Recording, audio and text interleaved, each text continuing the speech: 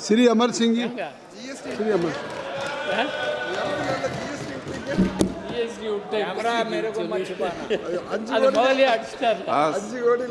धन्यवाद सभापति जी, मुझे ये मौका देने के लिए। सबसे पहले मैं मणिपुर बजट पे बोलना चाहता हूं। हम सबको पता है कि मणिपुर में पिछले 1.25 साल से क्या हो रहा है। बजट है 35,000 करोड़, 35,000 करोड़, लेकिन वहां जितनी नुकसान हुआ, तबाही हुई, लोगों के घर जले, दुकानें जली, बहुत सारे लोगों की दुर्भाग्य से मौत हुई। जो इस बजट में पैसे रखे गए हैं, मैं वो बोलना चाहता हूं, सारा सदन को बेनती करना चाहता हूं कि ध्यान दीजिए। 15 करोड़ टेम्परेरी रिलीफ के लिए, जबकि हजारों लोगों को जरूरत है। 7 करोड़ कंपनसेशन के लिए, 35 करोड़ डिस्प्लेस्ड पर्सन्स के लिए। अब वो तो हजारों लाखों लोग डिस्प्लेस हो गए, बहुत सारी मौतें हो गई, घर चले गए, लोगों का दुकानें जल गई। ये क्या इतने पैसे से काम हो जाएगा? और केंद्र सरकार ने इसमें एक नया पैसा नहीं डाला, ये सारा मणिपुर का पैसा है। तो मैं इस सदन को और सभापति मैडम के माध्यम से निवेदन करना चाहता हूं केंद्र सरकार को, वित्त मंत्री जी बैठे हैं, स्टेट मिनिस्टर, कि कृपा करके 500 करोड़ तो दे दो आप अपनी ओर से। आपने बिहार और आंध्र को तो बहुत दे दिया, ये स्टेट बहुत तकलीफ में है। इसमें मैं अपनी मणिपुर में बात कह के मैं इतनी मांग करके खत्म करता हूं। नो, अब मैं आता हूं सप्लीमेंट्री बजट पे। सरकार का हक है कि सप्लीमेंट्री बजट ला सकता है, लेकिन 1,23,000 करोड़ का सप्लीमेंट्री बजट है जब नया बजट पेश हो चुका है।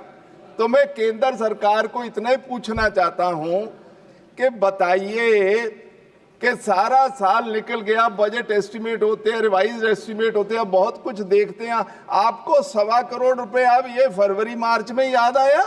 सारा साल क्या प्लानिंग थी आपकी?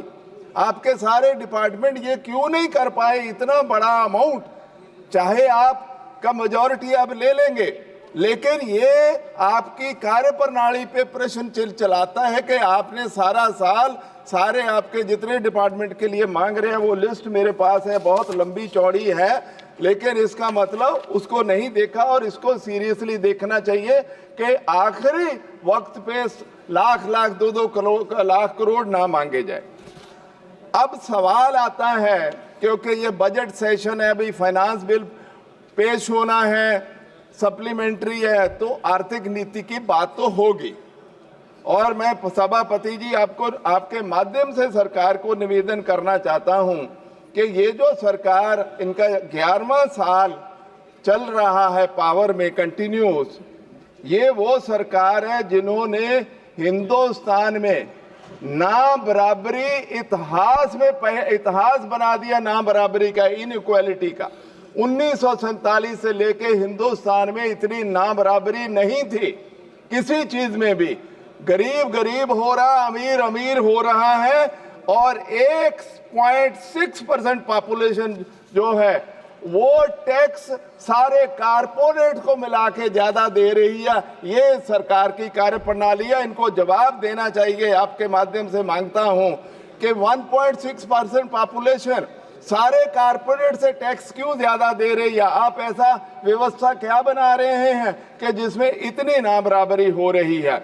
अच्छा, इनके राज में इतने डॉलर बिलियनर जुड़े हैं कि कमाल हो गई है, लेकिन पर कैपिटा इनकम में हमारा 141वां नंबर है। अमीर तो अमीर हो गया, लेकिन जब देखते हैं कि भाई आम आदमी की इनकम का क्या है, तो $2500 है, $2540, $2540 पर इनका इंटरनेशनल लेवल पे। हम 141वां नंबर है हमारा 197 मुल्कों में। तो भाई क्या कर रहे हो, मुल्क को किधर ले जा रहे हो, ये जरा हमें बताइए। अच्छा, जहां तक अपन देखें बेरोजगारी मेरे ख्याल सबसे ज्यादा इस वक्त है। ग्रेजुएट, MBA, इंजीनियर्स चपरासी की नौकरी के लिए लाइनों में खड़े हैं। किधर को मुल्क को ले जा रहे हैं। भाषण जो मर्जी करो वो ठीक है, हर आदमी को भाषण करने का अधिकार है, लेकिन इतने पढ़े लिखे लोग ये लाइनों में क्यों खड़े हो रहे हैं? और 80-90 करोड़ को फ्री राशन देके चला रहे हो। मुल्क की तरक्की कहां है? रोज बताते हो कि ग्रोथ हो रही है। ग्रोथ सिर्फ ऑर्गेनाइज सेक्टर की है, आप अनऑर्गेनाइज सेक्टर की ग्रोथ हमें दिखा नहीं रहे हैं। मैं निवेदन करना चाहूंगा सभापति जी आपके माध्यम से, ये हमें स्टेट मिनिस्टर फाइनेंस बैठे हैं, ये हमें बताएं कि ये जो GDP ग्रोथ दिखा रहे हैं 6.4, वो क्या ऑर्गेनाइज सेक्टर की नहीं है, अनऑर्गेनाइज सेक्टर की? हमें बताइए, क्योंकि 90% जो मजदूर है जो है वो उधर बैठा हुआ है, उसका आप हमें कुछ बताते ही नहीं है। अच्छा, इनके अपने ई श्रम जो पोर्टल है उसमें 94% लोगों ने कंप्यूटर पे चढ़ाया है अपनी जानकारी कि हमारी इनकम 10,000 रुपए से कम है। ये है मुल्क की तरक्की। और net house hold saving as % of GDP upon lowest in the last very long time. और हाउस होल्ड कंजम्पशन मेरे ख्याल पिछले 50-60 साल में इतनी कम नहीं होगी जितनी है। ये आपकी इकोनॉमिक पॉलिसी है जो मुल्क को पता नहीं कहां ले जा रही है, लेकिन भाषण बहुत अच्छे चल रहे हैं।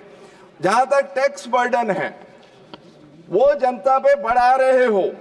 अच्छा, आपने GST ऐसा बनाया है कि उस पे 50% टैक्स जो है वो गरीबों से आ रहा है, लोअर 50% जो पॉपुलेशन है उससे आ रहा है, और जो अमीर है उनसे 10, 12, 15% ही आ रहा। ये कौन सा टैक्स का स्ट्रक्चर बनाया जी, ये भी हमें बताइए। अच्छा, GST ने MSME को रेक कर दिया है, उनका कमाम ताम कर दिया है, वो बेचारे रो धो रहे हैं।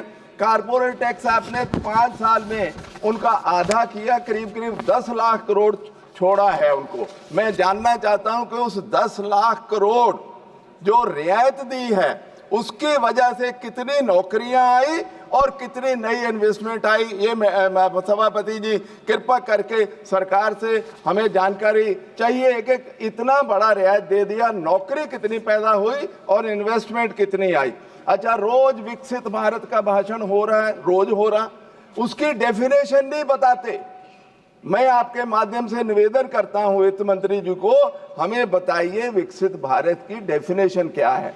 मेरे पास जो जानकारी मैं बता देता हूं, डेवलप्ड कंट्री और उसकी डेफिनेशन ये है कि पर कैपिटा इनकम $14,500 अगर पर एक आदमी की हो तो मानते हैं। अपन अभी 2540 पे हैं, आप ले जाना चाहते हैं, हमें बताओ तो सही अगले 5 साल में आपको $2540 को कहां लेके जाएंगे। विकसित भारत बोलिए, अच्छी बात है, 5 ट्रिलियन नहीं 20 ट्रिलियन इकोनॉमी बनाइए, पर 20 ट्रिलियन इकोनॉमी में लेकिन अगर यही होना है, अमीर को अमीर होना है, गरीब को गरीब होना है, तो उसमें फिर आपकी पॉलिसीज को वही तो दिखाते हैं कि आप अपना इनकम टैक्स रिलीफ आपने दिया जी 12 लाख का। मैं उसकी कहानी सुनाना चाहता हूं, बहुत इंटरेस्टिंग है। कहा कि हमने मिडिल क्लास को बहुत बड़ा बोनांजा दे दिया। आपकी अपनी वेबसाइट पे वित्त मंत्री जी, आपकी 23-24 के इनकम टैक्स की वेबसाइट पे है कि 7.54 करोड़ लोगों ने टैक्स का रिटर्न भरा, 7.5 करोड़ ने, और 5.89 करोड़ मतलब 5.89 करोड़ ने लेस देन, क्योंकि वो 7 लाख से नीचे थे तो उन्होंने 0 टैक्स दिया।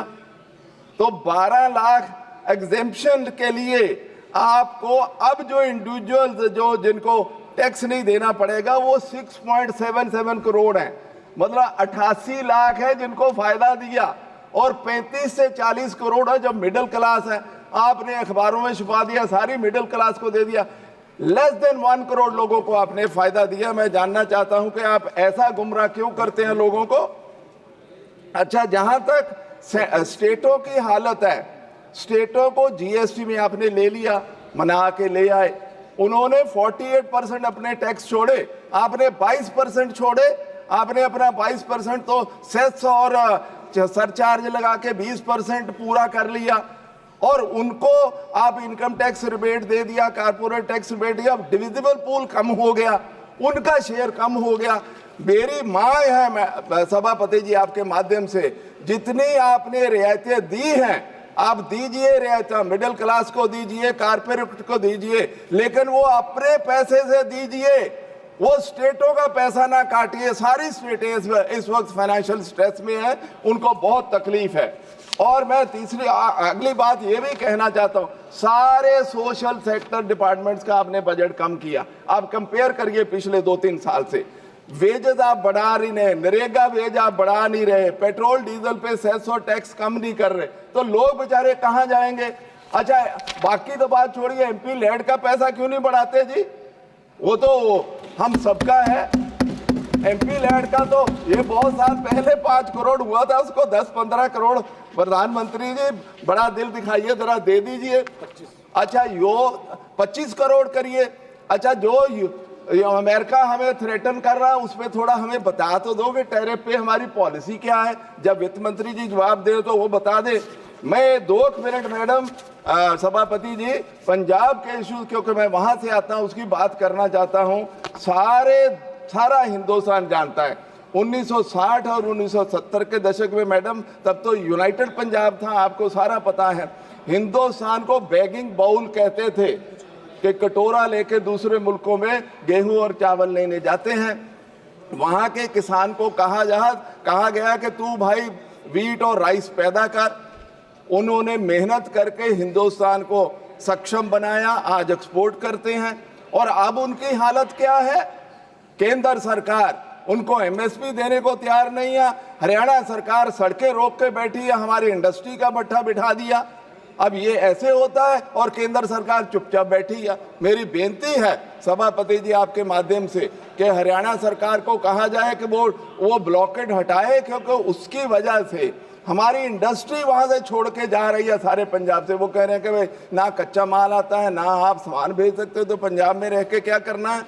और मेरी मांग है कि हमारा अंडरग्राउंड वाटर बहुत डैमेज हुआ है, कृपा करके डाइवर्सिफिकेशन के लिए केंद्र सरकार हमें एक स्पेशल पैकेज दे दे।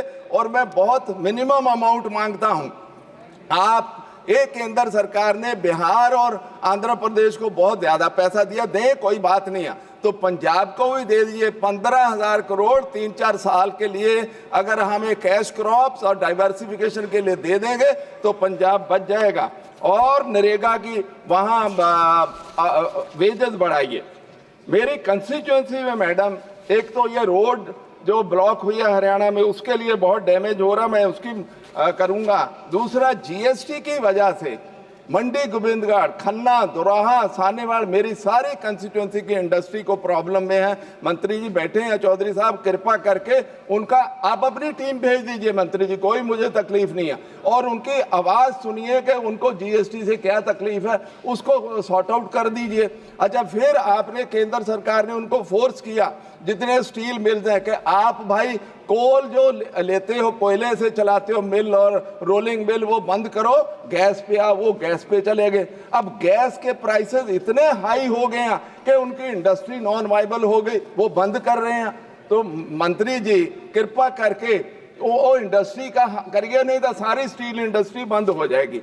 मेरे पार्लियामेंट में मैंने 2018 में एक एयरपोर्ट सैंक्शन कराया था उड़ान में, हलवारा में।